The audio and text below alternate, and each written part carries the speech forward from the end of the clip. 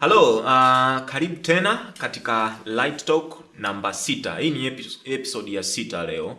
Tunamshukuru Mungu kufikia hapa tulipofika kwa sababu ni kitu kimekuwa hai. Tulikuwa tunakiwaza lakini kimekuwa hai. Mimi Geoffrey Mayolo nipo na Apostle Oscar au Kristo Oscar. Kristo Oscar. Maana yake Kristo yupo ndani yake. Hiyo sauti hiyo aliyoisema hapo ni Kristo ndiye anayeongea. Of course. So katika Light Talk iliyopita tulikuwa tumekamilisha, kwa maana kila swali tuliokuwa nalo lilikuwa lina ukamilifu, yani kwamba tulimaliza kabisa, hatuna kipolo zaidi. Tuna masomo ambayo yalichipukia ambayo hayo tutaenda kuyaangalia mbeleni huko. Kila moja lina uzito wake na inahitaji muda kwa ajili ya kuyajibu. Karibu tena leo uweze kusafiri na sisi. Basi Apostle, niambie bwana, tangu tulipoachana. Bwana Mungu amekuwa mwema sana. Ndio. Neema zake, rehema zake sawa za kutosha. Ndio. Mpaka tunaonana leo, namshukuru Mungu. Pia kwa huyo ambaye anatufuatilia, ni baraka sana. Kabisa. Ndio. Okay, so Apostle bwana, leo mimi na swali. Ndio. Katika kanisa hili tulilopo sasa hivi, kwa maana ya watakatifu waliookoka ambao wapo makanisani. Ndio. Kuna muda huwa watu wana imani, na mtu ana imani kwa kile anachokiambiwa. Wanasema kwamba imani inakuja baada ya kuambiwa.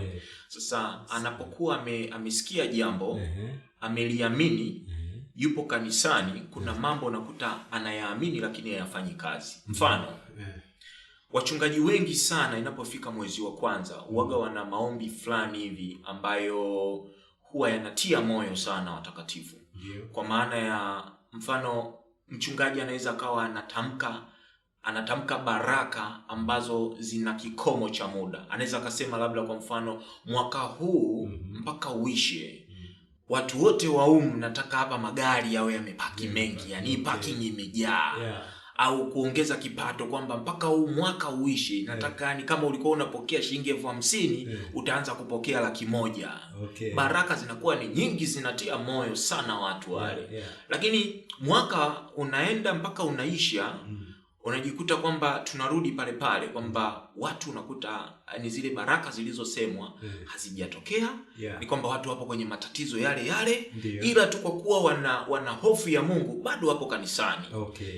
Hebu tuanzie hapo kwamba shida ni nini? Najiuliza kwamba ina maana Mungu ni kwamba hajamheshimu mtumishi wake, au hajasikia yale maneno, au haoni huruma kwa watu wake, mpaka baraka kama zile zinasemwa lakini at the end of the day nothing hazionekani. Unakuta kwamba matatizo tu labda yamezidi.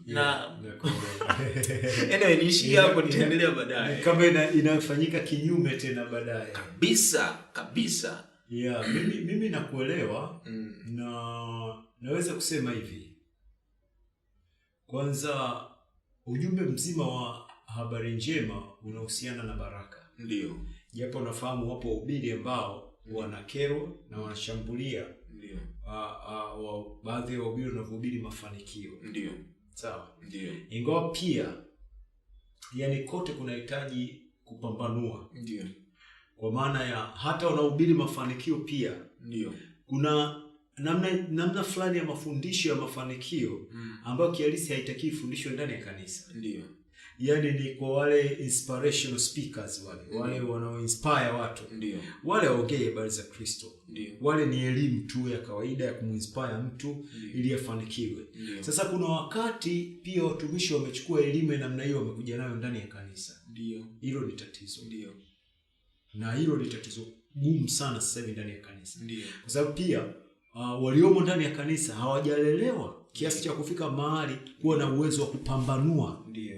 Ile anasema mzipambanue hizo roho, mjue kama zinatokana na Mungu.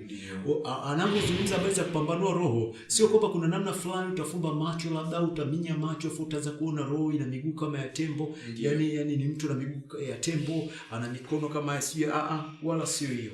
Kihalisi anapozungumza kupambanua roho unaipambanuaje mfano? Roho unaipambanua through the word. Ndio. Roho unaipambanua kupitia neno. Ndio. Sababu roho inafunuka kupitia neno. Simenielewa nikisema hivyo Ndio. Roho unaipambanua kupitia neno na roho inafunuka kupitia neno. Vile anavyosema mtu unajua hii ni roho ya namna gani inafanya kazi ndani yake. Si umenielewa ninachosema? Mfano, leo mtumishi mimi akiwa anahubiri Musa, ndio nikimsikia tu maneno anayoongea najua kabisa huyo anahubiri nani? Musa. Anahubiri sheria, anahubiri mauti, kitu ambacho kinaua watu. Na mtu akihubiri Kristo, nikimsikia tu najua huyo anahubiri Kristo. Ndio. Sasa tukirudi kwenye mafanikio, kama hivyo ulivyosema, watumishi wanatangaza mafanikio na nini? Kwanza kuna ile hali ya kawaida tu ya naweza kusema ya tamaduni katika jamii. Kwamba ukifika mwezi wa kwanza watu wanakuwa wameplani mambo yao, sio na nini. Yaani kuna ile jamii inakuwa na sura fulani na expectation fulani kwamba tumeanza mwaka sasa. Yaani mambo ambayo siku achieve mwaka jana nataka nitimize mwaka huu. Sio na kadiri watu of course wengi wanakuwa na malengo na nini hivyo. Sema wakati mwingine mtu anaenda mpaka anachoka malengo aone yakitimia. Sasa hiyo pia ni kwamba hata watumishi wanajua kwamba watu wana malengo, wana nini. So anaweza akaja na ile kuinspire watu kwamba utanunua gari lako, utafanya nini, ambayo ni njema tu. Ndio. Lakini pia huyu mtumishi lazima ajue kabisa anawajibika kufundisha watu wapate maarifa. Sababu vingine tunaweza tukamsigizia Mungu kwamba mbona Mungu kama hana huruma, mbona Mungu kama hajali. Ndio. Ila kiukweli Mungu hahusiki. Ndio. Kiukweli ni kwamba kuna kumiss tu kwa maarifa. Sababu kama tukiongelea vitu vya kawaida vya kujenga nyumba, kununua magari, si nini, yale vitu vya kawaida vya mwilini. Ndio. Nafahamu sometimes sawa kuna nguvu nyuma yake ya roho. Ndio. Lakini sehemu kubwa maarifa yako ya kawaida tu katika mwili. Ndio. Ya kawaida sana. Ambayo mtu ndio anatakiwa yatafute hayo. Wakati mwingine mtu anatakiwa atafute mawazo. Kuna mwingine hana mawazo ya nini afanye. Lakini wako watu ambao wako gifted kwenye mawazo. Yaani kuna mtu akikaa, yeye ana mawazo lundo kwamba hapa kikifanyika hiki kinakupa hela. Kikifanyika kile kinakupa. Na katika hayo yote anayosema unakuta mengi ukifuatia ni kweli. Yaani kwamba ukimfuatilia mtu wa namna ile kweli, na watu hivyo wako gifted pia. Ni gift ile Mungu anakuwa amempa mtu. Na kweli hao watu kweli wapo, unakuta mtu ana mawazo mazuri sana mpaka unajiuliza huyu jamaa mbona afanikiwi yeye? Mawazo yake ni hatari. Sasa mfano kama hiyo unaosema, yeye kufanikiwa kwake ni ile mawazo alionayo. Ila sasa unakuta mfumo naweza kusema mfumo hasa wa nchi zetu za Kiafrika haumwachi yule mtu kufanikiwa. Ndio. Unajua sisi na Ulaya ni tofauti. Ndio. Nchi za Ulaya wenzetu kuna vitu ambavyo kwetu huku ni kitu cha kipuzi tu wala kitiliwe maanani. Lakini Ulaya ni kitu ambacho kinabebwa kwa uzito mkubwa. Mfano, alikuwa ananisimulia jamaa mmoja, nilikuwa naongea naye. Ananiambia mfano kama fundi ambaye anakushonea suti hapa. Ndio. Sawa? Unajua kuna mafundi wanashona suti utafikiri ni special. Ndio. Yaani anakuambia yule jamaa suti ile anakushonea wewe hapa. Yaani kama anaiuza nje, anamuuzia mtu nje, bei yake inaweza ikawa hata mara 4 au mara 5 ya ile iliyoshonwa na mashine. Kwa nini? Wanasema hivi, zile ambazo zinashonwa na mashine, si ile mashine inasetiwa tu, si computerized ile. Inasetiwa vipimo, inasetiwa nini. Kwa hiyo anakuambia kile kitambaa kitaingizwa mahali, kitakatwa katika vile vipimo ambavyo vimeshasetiwa, itaingizwa si wapi itaunganishwa, baadaye wanakuja tu wanamalizia kwa sample tu, yani kuikusanya. Lakini sehemu kubwa inakuwa imefanywa na mashine. Sasa wenzetu mifumo walioijenga ni kwamba wanaamini sana kazi unayoifanya kwa mkono kuliko kazi inayofanywa na mashine. Ndio hapo sasa ukifuatilia magari kama hizi Lamborghini, Ferrari, si Bugatti, si Rolls Royce, unakuta ni gari ambazo hazitengenezwi na mashine mwanzo mwisho. Yaani unakuta engine yake inaundwa na watu. Unakuta labda kwa watu 4 ni maengineer, wote wanaiunda ile engine moja. Na ndio maana unakuta magari yanauzwa kwa gharama kubwa. Alafu yanatengenezwa kwa order. Unaweza kukuta mwaka mzima huu labda tulivyoanza, unaweza kusikia Lamborghini zinatengenezwa labda 12 tu. Na hizo 12 zinazotengenezwa sio kama zinatengenezwa zikawekwa kwenye showroom. Zinatengenezwa kwa sababu tayari zimeshanunuliwa. Na unasikia kabisa kwamba hizi Lamborghini mwaka huu tumeuza bilioni labda kwa hela zetu. Unasikia labda bilioni 14. Gari moja inauzwa bilioni 14. Mimi nilisoma moja kwenye YouTube inauzwa mpaka bilioni 25 Kwa nini? Imenakishiwa na dhahabu. Ile dhahabu ile dhahabu kuna namna wameinakshi kwenye rangi ya ile Rolls Royce. Inauzwa bilioni 25. Sasa gari kama zile hazitengenezwi zikae kwa showroom. Ndio. Na ile gari kila kitu wanakuambia mpaka viti vyake, ile cushion ya viti vyake wanasema inashonwa na mikono. Yaani fundi anaishona na cherehani, aishonwi na mashine. Sasa kwa wazungu hicho kitu wanathamini sana. Wanathamini sana. Ila kwetu Afrika hamna kitu kama hicho. Sasa ni kama huyo mtu ambaye tulikuwa tunamwongea kwamba ana mawazo, ana ideas. Sasa mtu kama huyo unakuta kama Ulaya matajiri wanamlipa hela nyingi. Unakuta kama wale matajiri wa hapa wakikaa na huyo mtu analipwa hela nyingi sana. Sana. Kwa sababu yeye anatoa wazo ambalo huyu jamaa atameke billions of money kwa miaka. Sijabu atakarithisha watoto. Ila yeye anatoa tu mara moja. Wanachofanya wanakuambia wanaweza wakamlipa hela pale, lakini pia akawa na percent ndani ya lile wazo ambalo sasa limefanyika kuwa mwili, labda ni kiwanda, ni kampuni. Kwa hiyo maana anaweza kawa na percent, labda unaweza kukuta labda kuna 2% ya kwake katika faida ambayo inapatikana, ambayo ni hela nyingi tu. Kwa hiyo unakuta watu kule ni tofauti na huku kwetu. Hicho unachosema, mimi mzee wangu pia alikuwa hivyo, babangu mzazi naye alikuwa na hiyo neema. Mzee wangu alikuwa ni mtu ambaye yani alikuwa na neema fulani ya kushauri watu. Ila sasa ni kama kwetu sisi hatukufanikiwa sana kushauriwa na yeye. Of course ingawa mimi aliwahi kunishauri na kuna mambo alinishauri ni mambo nayafanyia kazi hata sasa. Kuna mambo alinishauri kama mawili matatu katika huduma. Akaniambia wewe kwa sababu umeingia katika huduma, la kwanza hakikisha unafanya hili. Fanya hili likae vizuri. Of course aliniambia tu shughulika na issue ya lugha. Hakikisha Kiingereza kimekaa vizuri. Kwa sababu utatoka nje ya nchi sana tu. Vile Mungu alivyokupa neema kufundisha watu wanaelewa, kuongea maneno ambayo mimi mwenyewe babako nimekuwa na sali, yani nilikuwa na, of course watu walimwambia tu kwamba hivi umewahi kumsikia mwanao? Unajua mwanao anafundisha sana. Kwa hiyo mpaka siku moja sasa halo tusije tukao tuna baraka huko ndani afu tujielewe. Hebu leo ongea maneno. Tulikuwa sebuleni.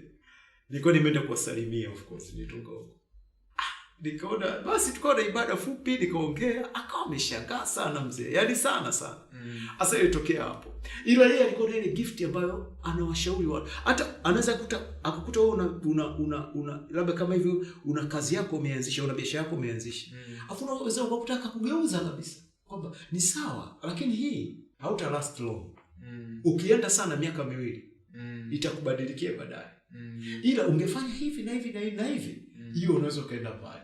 Ndio. Mfano kuna wakati alikuwa anamwambia mzee wangu mwingine mdogo yuko mkoa, akabei duka lako la vitenge hili baadaye litajaza store. Utaenda kwa sababu vitenge vinaenda na fashion.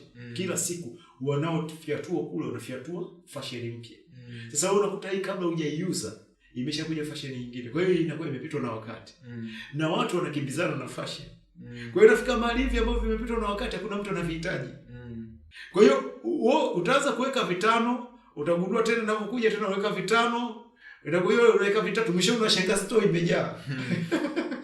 Na hiyo yote ni nini? Ni hela inakaa store. Na maana yake ni hasara. Vile ambavyo ulikuwa umelenga na umefikiri kwamba itakuwa, inakuwa haiko hivyo. Mimi niko na kushauri hapa kwenye duka, ondoa mambo ya vitenge. Peleka huko minadani wakafanye kurudisha hela yako. Ila hapa fungua duka la jumla tu. Jumla la vitu vya kawaida tu, sabuni, nini, yani vitu vinavyotumika kila siku. Mzee yule akafungua. Acha bwana.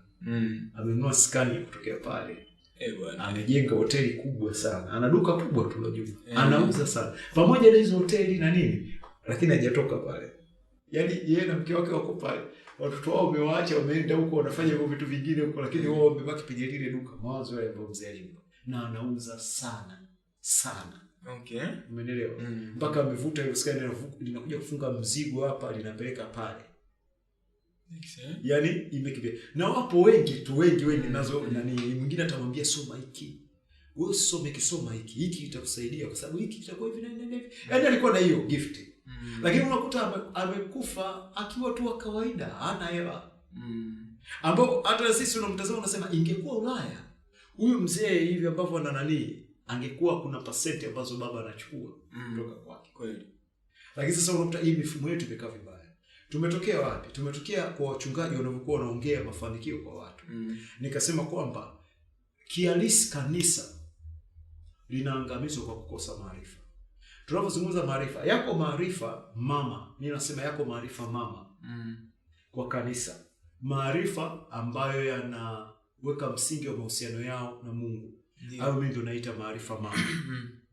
Maarifa ya haki yao. Ndio. Hayo ndio maarifa mama. Ila ya mafanikio mengine ambayo sasa tukirudi sasa kwenye msingi sahihi, kupo kufanikiwa kimungu na kupo kufanikiwa kwa kawaida tu kwa bidii za watu na wakati mwingine kuingia hata kwenye mambo ya kishirikina. Ndio. Sio kila mtu aliyefanikiwa ni Mungu kamfanikisha. Hata ndani ya kanisa. Okay. Leo unafahamu kurudia hivi. Yaani narudia tena kwamba sio kila mtu aliyefanikiwa amefanikishwa na Mungu. Yaani kwa maana ya njia zile za kimungu. Sawa. Yaani ni siri za watu. Mafanikio mengi ni siri za watu. Ndio maana ukimbana mtu vizuri aweze akakueleza straight. Yaani aweze akakueleza kitu kilichonyooka. Ndio. Lazima ataumauma maneno, kuna mahali ataumauma maneno, atakuwa na kigugumizi namna hiyo. Wengi wao. Ila yako mafanikio ya watu ambao yako clear tu. Ndio. Yaani yako safi tu na watu wameyashuhudia mtokeo progress. Anatoka hapa anaingia hatua hii, anatoka hatua hii anaingia hatua hii. Na ndivyo hata Biblia inavyoongea, kufanikiwa taratibu. Ndio kufanikiwa kwa kimungu. Ingawa pia miaka tuliyopo sasa hivi watu hawana hiyo kufanikiwa taratibu. Ndio. Yaani mimi nataka sasa hivi niibuke tu na bilioni 5. Ukweli kwa nature ya mwanadamu yote anatamani awe hivyo. Hata mimi sasa hivi nipate hela fulani nyingi nikiamini kwamba naweza kusolve mambo mengi yaliyonizunguka. Ndio. Ila hela ni nguvu. Ndio. Hela tu yenyewe ni nguvu. Ndio maana nafikiri session iliyopita niliongea, nitoa ushuhuda mmoja akisema kuna mahali nilikuwa kwenye ordination ya bishop mmoja. Nikawa nimemwambia watumishi wengine, nikamwambia watumishi, unajua wengi mnaonekana wanyenyekevu. Ila sio kweli kwamba wanyenyekevu. Wengi ni umaskini unanyenyekeza. Ukipata, na ndio hayo unaweza kuona kwa watumishi wengi wa Mungu leo. Alivyoanza utasikia watu wanamsifia alikuwa mtu humble, anashaurika. Sio kwamba alikuwa anashaurika, sio kwamba alikuwa humble, alikuwa maskini. Na kwa sababu maskini lazima kusikilize. Ila baada ya kupata hela, sasa ndio zinamfunua yeye ni nani. Umenipata sasa? Sasa wakati wote mimi wanasema hela za namna hiyo zinazomfanya mtu afunuke hivi na haribike, siamini kama ni mafanikio ya kimungu. Ndio.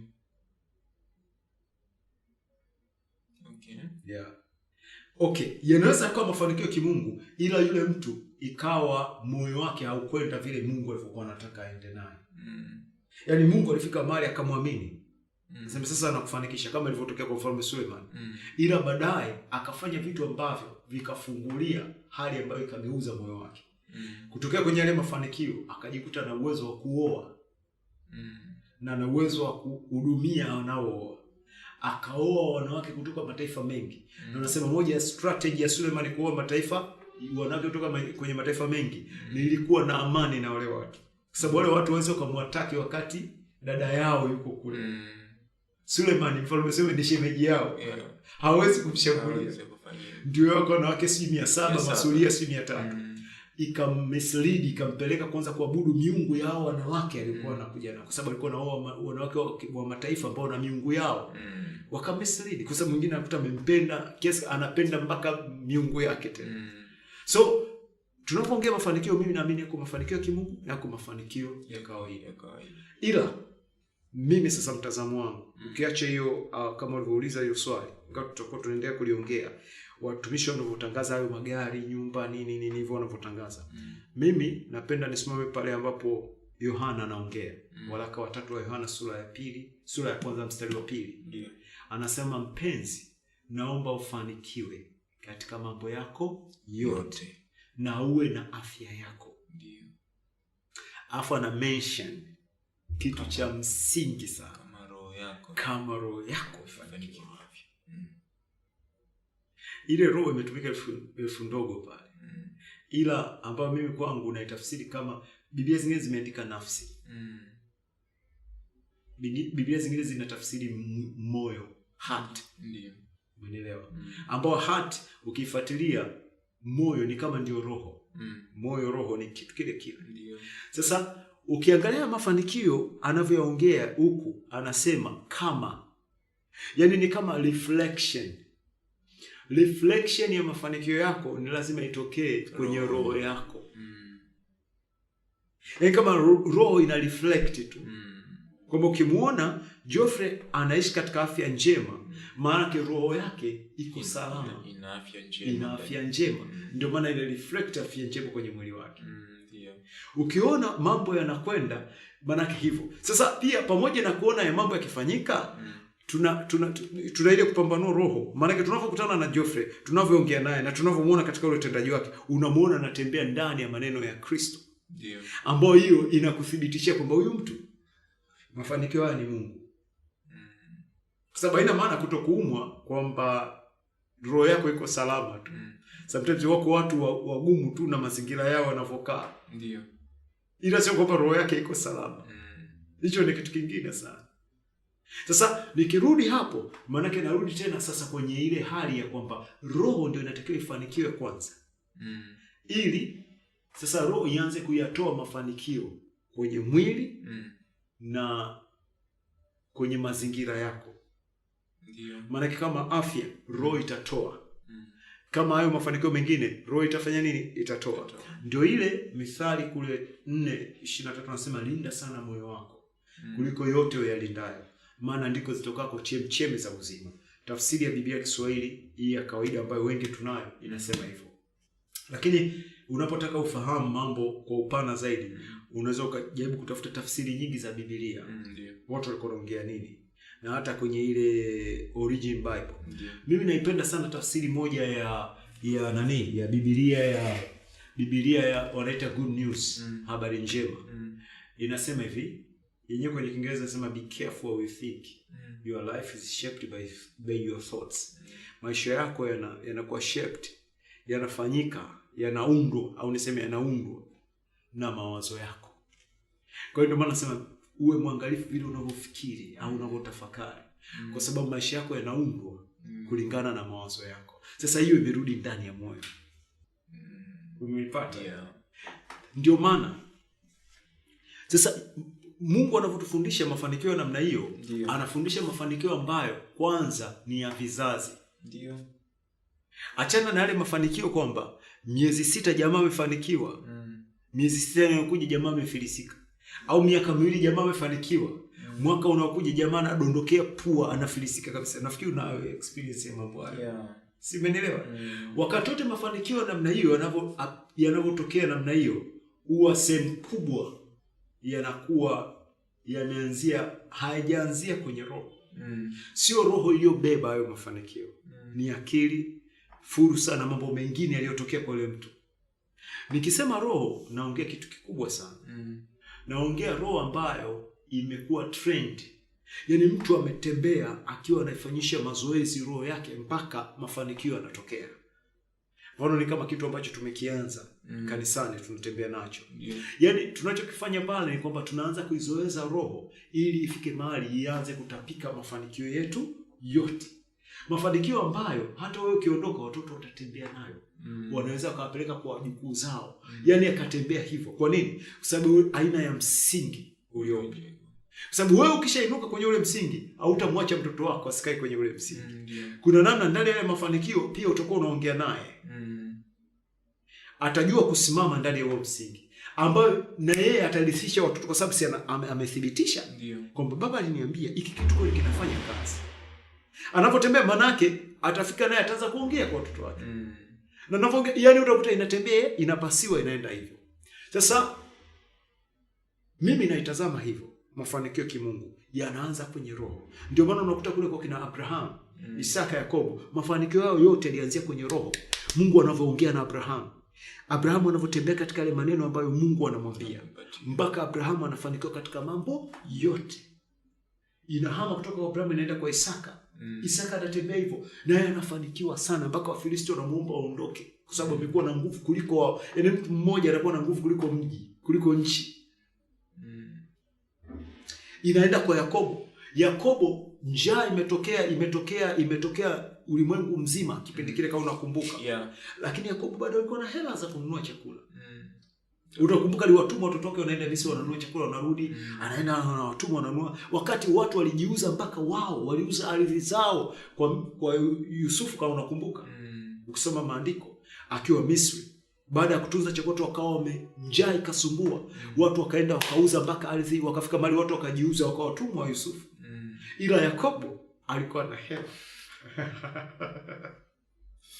Ndio. Si umeniona? Sasa mafanikio ya kimungu huwa yako namna hiyo.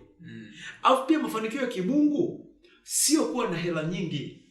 Hii sasa naongea ni moja kati ya funguo muhimu sana kwenye mafanikio ya Mungu. Hii naongea manake sisi ndio tunapotembea. Of course hatuwezi kuongea mafanikio ya dunia. Sio tulikoitwa.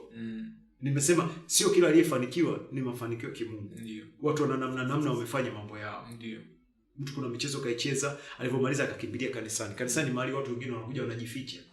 Ili wasiwe suspected. Watu wasimuhisi wakaanza kunani. Kwa hiyo watu wana michezo yao wanacheza.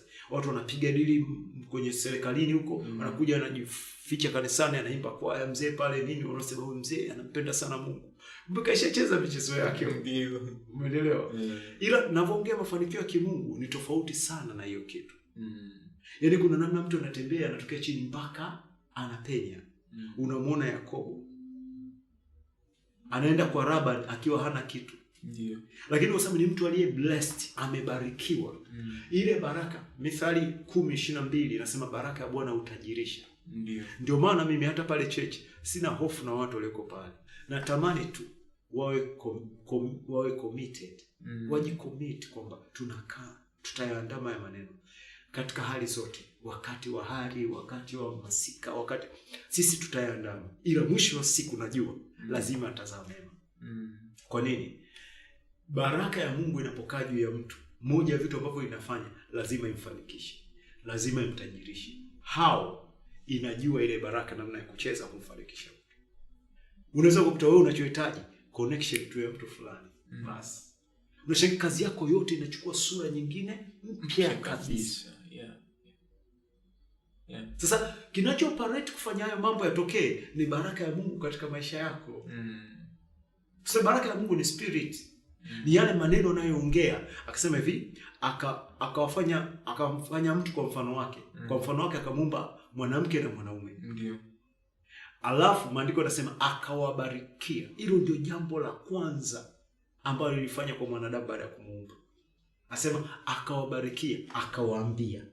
Kumbe baraka ya Mungu ilikuwa katika kile alichofanya nini? Alichowaambia.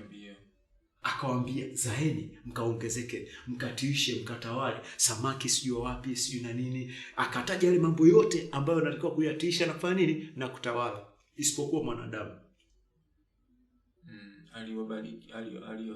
Aliwabarikia, akawaambia.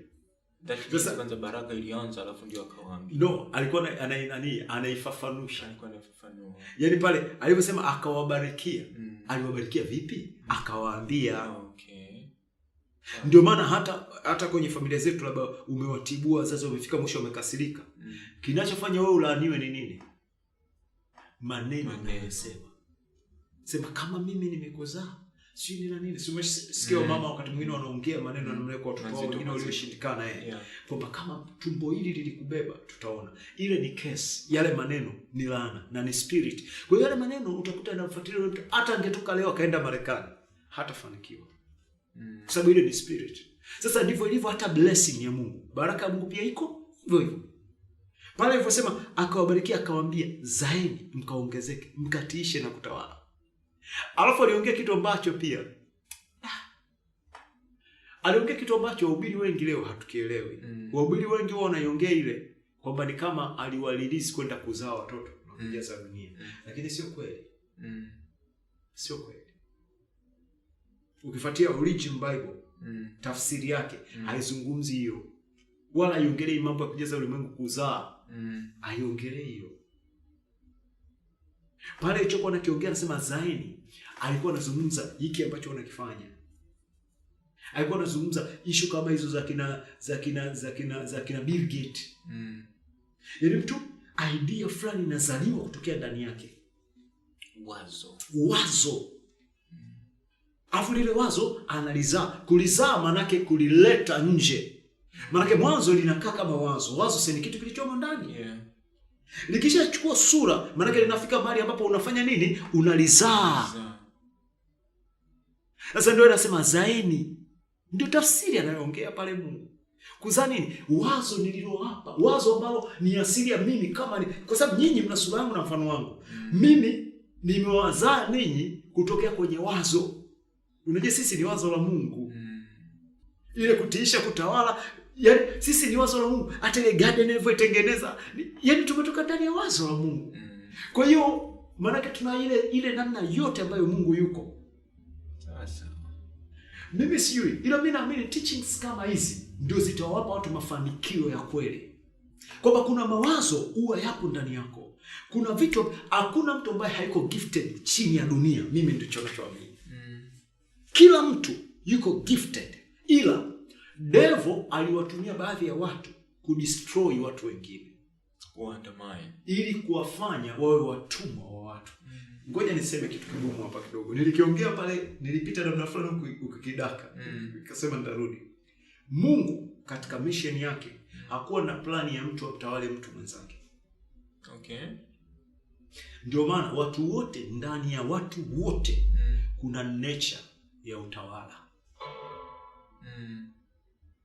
Ndani ya watu wote. Na ndio maana mtu akiwa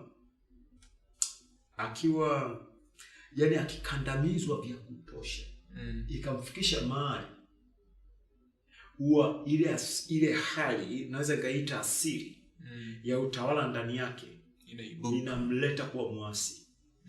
Ukisikia watu wameasi, ni ile hali ya kuwa abused. Kihalisi sisi tumeumbwa kuongoza, sio kutawala. Yani mimi na wewe unapokuwa labda chini yangu katika mambo fulani, sijaumbwa kukutawala, nimewekwa kwako kukuongoza. Na hiyo inaweza ikatransfer muda wote. Leadership na rulership ni vitu viwili tofauti. Kuongoza wakati mwingine kunanichukua mimi pia kutangulia. Naomba usikanyage hapo, kanyaga hapa. Si unaona hapa anapokanyaga, kanyaga hapa. Hapo panaonekana kama pana shida. Ukanyaga hapo mguu unaweza ukazaa. Sasa ile ni kuongoza. Ila kutawala nimesema tangulia, pita. Na nakutumia wewe kuona sehemu gani nzuri na sehemu gani mbaya. Kwa hiyo madhara yatakukuta wewe, ila mimi nabaki salama. Yeah. Si umenipata? Yeah. Sasa unaiona huko kutokea huko Mungu anavyoangalia. Mungu amepanda ideas kwa kila mtu. Kila mtu ana idea fulani. Kila mtu yuko gifted kwenye idea fulani. Alafu pia ndani ya zile ideas wako wengine wako kwa ajili yani wengine wamepewa gift ya kuzistawisha ideas. Yani wao wanastawi kwa kustawisha idea yako. Si umenipata? Nitakupata vizuri. Yani wako watu wa namna hiyo. Yani wako watu ambao akilichukua wazo lako, yani unashangaa namna, bado unasema mbona mimi nilikuwa sioni hivi? Yani jamaa ambao anapepea nalo unashangaa imekuwa kitu kikubwa kabisa, kingine kabisa. Yeah. Asa hiyo ni gift ambazo Mungu kaziachia kwenye maisha ya watu. Ila sasa moja kati ya mambo hapa sijui nani alileta, ila najua nyuma yake ni devil, ni shetani. Hii ya kutawala, kuleta mifumo ya kumkandamiza mwingine, kumtawala mwingine, mifumo ya kidini na kisiasa. Of course, mifumo ya kisiasa ilivyokusudiwa ni kuongoza, sio kutawala. Kwa nini? Watu wanatakiwa kuongozwa, sio kutawaliwa. Ukishaileta hapo, ndio maana unakuta kuna shida sasa duniani. Kwa nini? Kwa sababu ile hali ambayo mtu aliumbiwa ndani haimwachi kunyamaza. Sasa wako ambao wanaweza kuvumilia wakao wanaumia, na wako wengine hawawezi kuvumilia. Ambao ukisikiliza pale anasema katika ile vile vyote ambavyo Mungu alivitangaza kutawala, anasema katawale ndege walioko angani, wanyama wanaoenda juu ya nchi, si katawale na vinavyoenda kwenye maji baharini. Hivyo vyote Mungu kavililizi tuvitawale. Ila sio mimi nikutawale wewe. Hakusema kamtawale na binadamu. Akusema Mungu. Kwa hiyo sama wote tuna vitu vya kutawala. Hii kitu kuna mahali niliongea. Of course nilikuwa niliongea church siku moja nilifundisha, nikawaambia hii kitu. Nikatoa mfano nikamwambia hata wewe mwalimu. mke wangu. Nikamwambia wewe ni mwalimu, uko gifted katika huo ualimu na unafundisha na Mungu anakusaidia, na kuna testimony nyingi za watoto ambao walikuwa hawajielewi, hawafanyi vizuri, kuna namna nakaa nao mpaka wanafanya vizuri, wanavuka. Nikamwambia umeitwa kuitawala elimu ulionayo, sio kutawala wanafunzi. Wanafunzi unawaongoza ili wawe educated. Ila hautumii elimu yako kuwatawala wale. Ila wengine kwa kutoelewa ndio hiyo anajikuta ameingia kutawala wanafunzi wakati anatakiwa kuwaongoza wanafunzi. Kupitia nini? Kile anachokitawala ambacho nini? Ni elimu. Na mimi niamini Geoffrey, ninachosema hiki, watu wakirudi hapo utashangaa tunakoshia. Utashangaa kwamba sio watu ni wajinga, hawaelewi hesabu au hawaelewi nini. Sipenelewa. Na nakupata vizuri. Yaani kuna namna walimu watakavyo communicate na wanafunzi, inampa hata hamasa mwanafunzi kuona mbona kumbe inaeleweka. Sasa kwa nini kwa nasema hesabu ni ngumu? Mimi wakati mwanangu anakuwa yule Abraham, moja ya vitu nilikuwa napambana nayo ndani yake ni kuhakikisha najenga mentality ya kutoona hesabu ni ngumu na kumfanya aipende sana, na nimefanikiwa. Hongera. Safi sana. Na anafanya vizuri hesabu. Kama yuko form 1 leo, anaingia form 2 anaweza akapata 96. Math. Mpaka mwalimu anasema utafikiri tumetunga wote dogo. Safi sana. Sipenelewa. Sasa mimi naamini kwa hao wanaonisikiliza kwamba mtoto wako sio kwamba mjinga, sio kwamba haelewi, ila kuna namna, kuna ujenzi unatakiwa ufanyike from the beginning. Ndio ile ambayo tuliongea hata kwenye episode iliyopita kwamba wazazi wanapenda kupiga watoto, wana destroy kitu kikubwa sana kwenye maisha ya watoto. Na ndio hiyo mifumo ambayo tunasema ya kutawala. Ndio inayoleta hizo za kupiga hizo ambazo Mungu naye alijaribu kutaka kuwatawala Israeli, walimshinda. Wakavunja agano, mwishoni akarudi akasema no, inataka kuongoza sio kutawala. Ndio maana tunasema atakuja huyo Roho wa kweli, atawaongoza sio atawatawala. Sio nipata. Pata vizuri sana. Hata Roho Mtakatifu tuliyepewa hajaja kututawala. Amekuja kutuongoza. Ndio maana halazimishi mtu. Yeye atakushika kwamba no, Geoffrey usiende huko. Usiambatane na huyu jamaa. Nimesema Kenya tu. Manake sasa wewe uanze kulearn, uanze kujifunza kumsikia. Kuisikia sauti yake, ambayo ndio masomo tumeanza kutembea sasa hivi. Ile hali ya kuomba vile ambavyo nimekuwa naelekeza kanisani, ni hali ya kuanza kufanya sauti ya Roho Mtakatifu iwe na nguvu na isikike na iwe clear kwa. Kama hivyo hapo tunaongea, unajua ni Apostle Oscar. Hata nikiwa pale nje utasema huyo ni Apostle Oscar anaongea. Akija mke wako akaongea hapo utasema huyo ni Mama G yuko nje. Sasa ndio hata Roho Mtakatifu anataka awe hivyo kwako. Yaani akiongea unasema no, huyo ni Roho Mtakatifu anaongea. Kwa hiyo kama ameniambia nisifanye mkataba na huyu jamaa. No. Kuna si ni Rockefeller yule, si ni nani? Ila kuna mmoja kati ya matajiri wakubwa sana, walikuwa mabilionea miaka ya nyuma. Alipelekewa nani ile ya Titanic. Tena alikuwa ameokoka huyo jamaa. Ndio. Alipelekewa insurance ya Titanic. Unajua ni hela ya kutosha. Ndio. Jamaa alikuwa anataka yeye ndio awakatie ile insurance. Roho Mtakatifu anambia hapana. Sio kati. Akagoma. Jamaa akamwambia naomba nipeni muda kwanza nifikirie. Akatulia kumuuliza Roho Mtakatifu, hapana, sio kati. Jamaa akarudi akamwambia naomba kutafuta mtu mwingine. Hapana. Si ndio likaenda likapasuka likafa. Likazama. Yule jamaa wakatia bima naomba lifilisika. Kwa sababu sio katika ile mkataba lazima uwalipe. Ndio. Alifilisika. Ila Roho Mtakatifu alimvusha mtu wake alimvusha. Sasa ni maisha ambayo tumekusudiwa tuishi tu ya kawaida. Hata Roho naye alikuja kutuongoza, kuja kututawala. Sasa unakuta tuna safari ya kuvunja mambo mengi sana kwenye fikra zetu ambayo yalijengwa ambayo sio sahihi. Ambayo ndio hayo yanatutenga mbali, kuna mahali tunashindwa kuyaona mambo tunataka kuyaona. Sasa kama Mungu anasema akawabariki kwamba zaini mkaongezeke mkatishe na kutawala. Mungu hakuwa anaongea kuzaliana. Na hata hivyo vya kutawala, Mungu hakuwa anaongea mimi nikutawala wewe wala wewe nitawale mimi. Ila uasi ndio umetupelekea sasa hivi ambavyo tunafanyiana. Ni uasi tu. Ni uasi tu. Hata Yesu hakuja kumtawala mtu. Yesu hakuja kutuongoza. Wapi? Kwa Baba. Wapi? Uzimani. Yesu hakuja kutuongoza. Yesu ni leader, sio ruler. Ni leader. Hata ukitazama ile namna yake yote, ndio maana wale ambao waliwashinda Mafarisayo hawakumshinda Yesu. In fact walimuenjoy Yesu. Ukifuatilia hata historia za wanafunzi wake wale 12, mule ndani walikuwa wengine ni wanaharakati. Ndio. Nasikia alikuwa ni nani? Si ni Filipo, si ni nani? Kuna mmoja kati ya wanafunzi alikuwa ni mwanaharakati. Na wanaharakati wa nyakati hizo walikuwa wanaua. Yaani ukiwa kwenye zile harakati ni kama ile mambo ya ubaguzi yale ya Marekani ya nini. Mkimwotea mzungu sehemu watu wanapiga mpaka wana nani hivi. Nyakati hizo sasa hivi namshukuru Mungu yamepita. Ila na wao ilikuwa hivyo. Yaani wanaharakati wa nyakati hizo. Sasa Yesu alikuwa na wanafunzi wa ajabu sana. Lakini hao wote walisikiliza maneno yake. Hebu waza, anaongoza watu mpaka wanafika mahali wanachinjwa wako radhi. Maana walijazwa neno na likajaa. Yaani waliongozwa wakaongozeka mpaka anafika mahali mtu anaambia mkane Yesu. Anasema kuliko ni mkane Yesu, shingo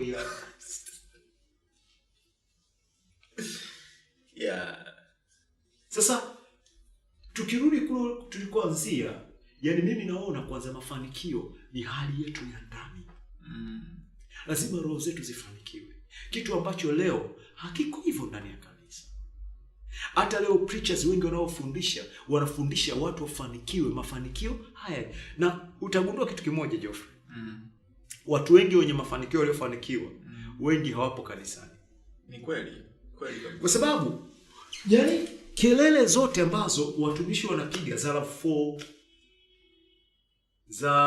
za Karina, za yani vigari vya kawaida. Tena zimeshatembea kilomita kadhaa. Tajiri fulani anasikiliza hiyo ujumbe wako, anakusikia unavyoongea na hao watu, ukiwatia moyo kununua Karina na kuona ni kitu cha ajabu sana. Kununua Love4 na kuona ni kitu cha ajabu sana. Anafika mahali anasema kama Mungu wao ana uwezo wa kuwapa Love4 na akawa Mungu wa ajabu, basi huyo Mungu mimi naona simhitaji. Kwa nini? Magari aliyoyapaki yeye pale ni kama kitoa gari moja na nunua Love4 zako sio ngapi. Kwa hiyo manangu nini? Huyu mtu kuna aina ya ujumbe anaotakiwa usikie, sio huu ambao unaongelewa. Na Mungu kumbuka hana ubaguzi. Mungu hana upendeleo. Mungu message yake iko kwa ajili yao wote. Kwa hiyo hata kama tunaongea message ya mafanikio, somehow tumemislead watu. Kuna namna tunaongea ambayo sio sawa. Tunaiongea katika source ambayo sio sawa. Tunaweza tunaongea mafanikio kwa sababu tumelenga mwili. Lakini hatujali sana hali yao ya ndani. Mioyo yao ikoje? Watu wanachuki na watu wanadhulumu watu wengine. Yani hivyo sisi hatujali. Sisi tunachoangalia umefanikiwa. Ila hatujajua katika ile mafanikio amedhulumu, ameiba, amefanya nini? Ndio tunarudi pale kwa Yohana. Yes. Mpenzi, naomba ufanikiwe katika mambo yote. Kwamba kuhusu kufanikiwa, hata mimi naomba ufanikiwe. Na uwe na afya yako. Kama roho yako. Kwa hiyo inatakiwa kanisa lianze kwanza na ndani. Na ndani unajua kuna mimi ndani, kwani mimi unafikiri mafanikio ya ndani na hesabu kwamba ni mafanikio makubwa sana? Mimi nahesabu mafanikio matatu tu ndani. Kwa mimi. Kwa ufahamu wangu ambao Mungu amenipa tu neema hiyo kuwa na ufahamu huo. Yaani mimi kuna mafanikio aina tatu. Fanikio la kwanza la ndani, haki. Kuwa mwenye haki. Fanikio la pili ndani, amani. Hapo ukirudi nyuma kidogo, kwenye haki unamaanisha kwamba kuwa mwenye haki wa kidogo sana. Kuna ile kuwa mwenye haki baada ya kumwamini Kristo. Sawa? Unafanya kuwa mwenye haki kwa haki yake. Ambayo tumekuwa nimeongea huko kwenye nani za nyuma, episode za nyuma, kwamba unapokea ile asili. Sasa baada ya kupokea ile asili, maana yake unatakiwa utembee kwenye hiyo asili ya haki. Maana yake uishi haki. Maana yake utende haki. Kwa sababu uko empowered kutokana na asili ulionayo. Ndio. Kwa hiyo wakati nadhulumu, hata ndani yangu itakuwa inagombana kwamba hapa unamdhulumu Geoffrey. Unachofanya hiki sio sawa. Ili asili ya haki haitaniacha mimi kufanya na kufanya. Ila sasa hiyo asili mpaka imelishwa imekuwa vya kutosha. Hilo ni fanikio la kwanza. Namba 2? Namba 2, amani. Amani. Napenye kidogo. Kuna watu ambao wana mali ambazo hawana amani nazo. Ndio maana wengi wanakuwa kama wana mawenge. Ndio maana wengi ili alale usiku lazima anywe. Lazima anywe. Usingizi wake haueleweki. Ngam. Yes. Manake moyo wake hauko salama. Moyo wake una siri ambazo yeye anazijua ambazo zimwachi kuwa salama. Na kule kwenye Agano la Kale mtu mmoja alisema hapa hakuna amani kwa wabaya. Nafikiri Isaya ameongea huko namna hiyo. Anasema hapana amani kwa wabaya. Kwa hiyo maana kama kuna ubaya fulani ambao aliufanya na haja uconfess, kuhutubia, kufanya nini, haitamwacha. Ndio hayo mawenge. Nimeona mimi watu wanafanya utajiri ule wa mikataba. Of course anapoenda kuweka hiyo mikataba inakuwa ni siri yake. Ila baadaye inakuja kufunuliwa, inakuwa wazi. Kwa sababu unamwona maisha yanayoishi, anakuwa tu mtu ajabu, ana hela, lakini anaishi maisha ambayo hata afurahi hela aliyonayo. Anatembea peko. Yes. Au analala tu nje. Halali nyumbani kwake. Yaani kuna masharti ya ajabu kabisa. Umepata? Namba 3, furaha. Haya mambo matatu yakiwepo ndani ya mtu amefanikiwa mzee. Haki, amani na furaha. Huyo ni mtu aliyefanikiwa sana. Ana furaha na mafanikio yake. Na utagundua kila ngazi, mafanikio ya kimungu yana ngazi. Kuna wakati Mungu anakufanikisha ngazi hii, unapotoka pale unafurahia, una amani. Ni mwenye haki katika ile mafanikio. Anakutoa na kupeleka ngazi nyingine. Anakutoa na kupeleka ngazi nyingine. Ndivyo Mungu anavyotembea. Hautapoteza hivyo vitu. Vitakuwa ni vya kwako. Yes. Huwa tunaongea hapa kwamba kanisa kama kanisa ni mkusanyiko wa jamii. Ndio. Yaani kama vile ni organization kabisa, sio kama vile ambapo ndani yake ina watu ambao inawalea. Ndio. Kwa mimi sasa baada ya kunifunulia hichi nachukulia kwa mtazamo huu kwamba kanisa lina taski. Lina taski kubwa. Taski kwa Kiswahili ni sio nisema kazi. Twende na taski. Taski ya kama jukumu tuchukulie lina jukumu kubwa la kukana society kama ya kanisa, yani husika, kwa maana ya kwamba iwajue wale members wake vizuri. Ndio. Vizuri. Kwa maana inapowajua wale members wake vizuri, maana yake mafanikio ambayo tunayasikia kanisani yale ni ya kiroho. Sasa kama unataka umsaidie mtu kwa maana ya kimwili afanikiwe kimwili, basi inatakiwa kwanza umjue vizuri. Ina maana mimi nimjue kwamba Oscar ana matatizo gani. Tuanzie hapo. Kwamba Oscar nyumbani kwake ana changamoto 1 2 3. Ina maana inabidi tuitibu saikolojia yake. Badala tu kumtamkia kwamba Oscar, mwaka huu wewe una magari 6. Wewe ngoja tu mwaka uishe. Alafu kumbe ukienda nyumbani unakuta kule ni vurugu, yani ni vurugu mechi vibaya mno, unapigana na watoto vibaya mno. Sasa kama kanisa mimi nilivyoidaka kwamba lina duty kubwa sana la kutrain watu kwanza, kutibu vidonda vya kiroho. Kwa maana yake mtu akirudi nyumbani anaona ni shwari, anaona ni amani. Ndio kama hii half tuliyoiongelea hii H hapa, haki, amani pamoja na furaha. Mtu kwa pamoja hivi hapo awe navyo, maana yake afanikiwe kwanza kiroho. Sasa akifanikiwa kiroho, atakaporudi kanisani na akiwa anatembea katika ile kusudi ambalo ni mafanikio ya kiroho, ukimtamkia kwamba wewe mwaka huu una kampuni kubwa, hata mapokeo yake yanakuwa yanawezeshwa na Roho Mtakatifu ndani yake. Ndio.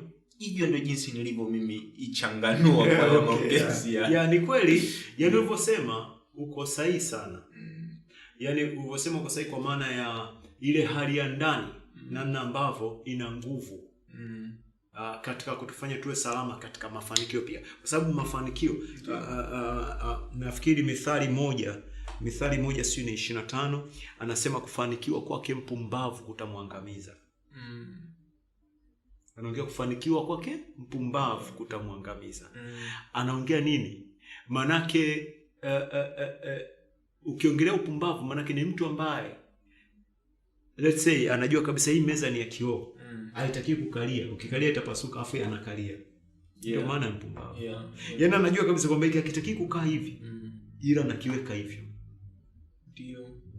Sasa kuna namna vile ambavyo kanisa yani unaweza kusema kama ni mitego, lakini pia ni kama sometimes ni kama watumishi wamechoka na hali zinazoendelea za maisha na mambo mengine, kwa sababu mwisho wa siku kirudi zaidi kwenye hiyo inarudi kwa watumishi, sababu watu wanakuja kanisani wanakuja wasikie unasema nini. Ile kuna namna unaweza ukawa unaongea maneno ambayo yanawasukuma watu waende kufanya hivyo, sababu wewe unaweza ukawa unasherehekea tu mafungu ya 10, unaweza ukawa tu unasherehekea sadaka zao, ila usiongee. Mfano si kama ni kwenye kipindi hiki au ni kuna mtu nilikuwa naongea naye nikaongea habari za ile Yesu anasema kwamba ukiwa na neno juu ya mtu na unataka kutoa sadaka, asema iweke kwanza sadaka yako kwenye madhabahu, maana usitoe. Asema kapatane kwanza na yule mtu ambaye una neno naye. Uliongea kanisani au ana neno juu, niliongea kanisani, yes. Kapatane naye kwanza yule mtu. Alafu kisha unaweza kupatana naye, njoo utoe sadaka yako. Maana ni kama anakuambia kwamba ukijaribu kutoa sadaka tu kama vile unamuunga Mungu unapoteza. Yaani kuna namna Mungu anakutazama. Mungu hahangaiki na hela, Mungu anahangaika na moyo.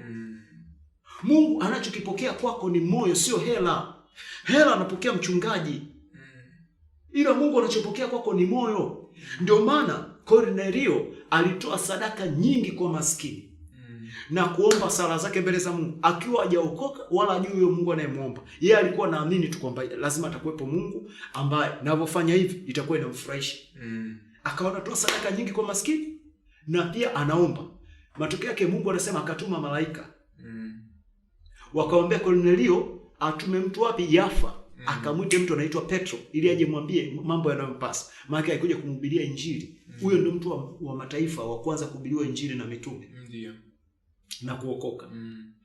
Sasa ukifuatilia yule malaika alimwambia sala zako, Matendo ya Mitume hiyo unaongea, Matendo ya Mitume 10 kuanzia mstari wa kwanza. Anasema sala zako na sadaka zako zimefika mbele za Mungu na kuwa ukumbusho. Zimefika wapi kwa Mungu? Kumbe Mungu alikuwa anapokea kupitia maskini. Yaani wale maskini walikuwa kiwapa, Mungu anapokea kupitia wao. Na Mungu akasema mtu siwezi nikamwacha hivi, akapotea hivi. Moyo wake kuna namna unapiga kelele, unawasiliana kwa sababu Yesu alikuwa anausikia moyo wake na Mungu anapokea moyo. Wasema huyu afikishie taarifa ambazo zitafanya moyo wake sasa uwe sawa kuja kwangu. Ndio anatuma malaika, yule anamtuma mtu kule. Ndivyo Mungu anamfanya kazi. Na hata katika ya mambo ya sadaka, unakuta hata ile anasema, wengine watasema, mwingine atamuuliza Bwana, ni lini tulikuja gerezani tukakuona? Anasema, mlipoenda kuona mmoja wa wadogo wale mlikuja kuniona mimi. Ni lini tulikuja hospitali tukakuona? Mlipoenda kuona mmoja wa wadogo wale hospitali mlikuja kuniona mimi. Umeona Mungu anavyopokea? Yaani ni kama mzaa, ni kama unacheza vile unaofanya kwa watu, ila kumbe Mungu yumo ndani ya watu kiwa wanapokea unachofanya. Ila sasa shida ya Mungu ni kwamba anapokea moyo wapokee vile. Ndio maana hata Yesu alipokaa kwenye sanduku lile la sadaka, anasema wengine wametoa vilivyowazidi. Ila mjane huyu ametoa senti yake ya mwisho. Pale alikuwa anaangalia nini? Moyo. Na hiyo leo inafanyika sana kwenye makanisa. Yaani kama mchungaji hajakomaa, mapovu hajamtoa kuitangaza sadaka, kuitangaza. Ndio maana kila siku ndani ya makanisa hakuishi matangazo ya sadaka maalum. Sadaka hii itapasua sijui nini. Sadaka hii italeta sijui mpenyo wa nini. Ili watu watoe tu. Kwa nini? Kwa sababu hao watu waona Mungu ndani yao. Na lile pendo ambalo linaweza likawafanya watoe bila kufanywa hivyo. Si maneno anasema. Watu wengi leo utagundua Geoffrey, watu wengi leo wakija kanisani, niwahi kuiongea kanisani kipindi cha nyuma. Nikamwambia usitoe sadaka kama umekuja kanisani hujui utatoa nini. Manake hauko aware na ibada. Na ibada yako. Mimi nafahamu watu wakiwa wanaenda kwa waganga anajua anapeleka nini. Toka anakotoka anajua kabisa napeleka mbuzi. Kwa huyu mganga ninapeleka 100,000 na 50,000. Yaani yuko aware na anachokwenda kufanya. Ila leo watu wanakwenda kuabudu Mungu, wanakwenda kanisani, akifika pale ndio anaanza kuhangaika, anatafuta change ili mwisho atoe. Nani kakwambia Mungu ni maskini? Ndio shida moja kati ya vitu vinavyofanya watu wa Mungu pia wakae kwenye umaskini unaosikitisha. Kwa nini? Heshima haipo kwa Mungu pia. Sasa yako mambo mengi ya kuongea, kufundisha. Sasa ile haki ambayo nilikuwa naisema, ni haki hiyo ndio ambayo itakupelekea pia kumheshimu Mungu. Yaani kuna namna hata unavyomwendea lazima umheshimu. Ndio. Bwana, leo na yenyewe imekuwa ni design yake actually. Imekuwa design yake. Nadhani hata muda wetu sasa hivi umetuishia. Okay. Lakini imekuwa nzuri kwa sababu ni kitu ambacho kinaondoa haki, ambapo ndio kinaondoa heshima mbele za Mwenyezi Mungu. Kwa sababu watu inafikia hatua sasa naabudu kwa sababu tu anamuogopa Mungu. Alafu hii katika kanisa na yeye tutakuja kukiongea. Tafsiri ya kwamba Mungu ni Mungu wa kuogofya, kwa maana hiyo inatakiwa tumuogope. Unajua ndio hiyo ambayo kwangu mimi ninavyoangalia kwamba inafika hatua kwamba mtu anakuwa ana ule uoga mbele za Mwenyezi Mungu ambao unazaa unafiki. Of course tutakuja tuongelee siku nyingine hayo, kwa sababu muda wetu umetuishia hapa. Labda kwa mara ya mwisho labda chochote, kwa sababu dakika zimeisha kabisa. Mimi napenda kuhamasisha wale ambao wanaendelea kutusikiliza waendelee kutufuatilia. Lakini pia kama una swali lako lolote, hata kwenye hiyo YouTube pale ukifungua, unaweza ukauliza swali hata pale. Kama unaona kutufikia kwa namba ni ngumu, uliza hata swali pale chini. Yupo sehemu ambayo unaweza ukauliza swali. Tutafurahi sana kupata maswali yenu. Na hata labda kama una eneo la jambo ulikuwa unatamani kwamba tuliongelee pia, unaweza ukaweka pale mapendekezo yako. Tutatafutia muda, tutaileta kwenye hii meza ya Nuru, Right Talk, kwenye mazungumzo ya Nuru haya. Ila pia namba yangu kwa wewe ambaye utapenda kuombewa, utapenda kushauriwa, namba yangu ni Tigo ya 0715396288. 0715396288.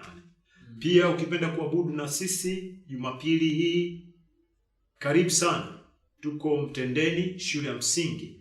Iko jirani sana na soko la Kisutu kule mjini Posta.